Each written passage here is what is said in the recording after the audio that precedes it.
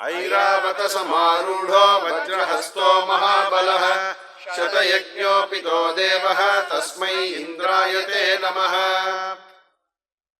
भूरग्निं च पृथिवीं च मां च त्रियुश्च लोकान् संवत्सरं च प्रजापतिस्त्वा साधयतु तया देवतयाङ्गिरस्वध्रुवासीद।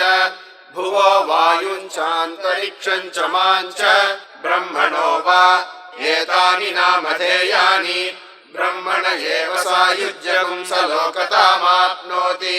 य एवं वेद स वा एषोऽग्निरपक्षपुच्छो वायुरेव तस्याग्निर्मुखम् असावादित्यः शिरः। स यदेते देवते अन्तरेण तत्सर्वगुं सीव्यति तस्मात् सावित्रः। सर्वं ब्रह्ममयं सर्वं ब्रह्ममयं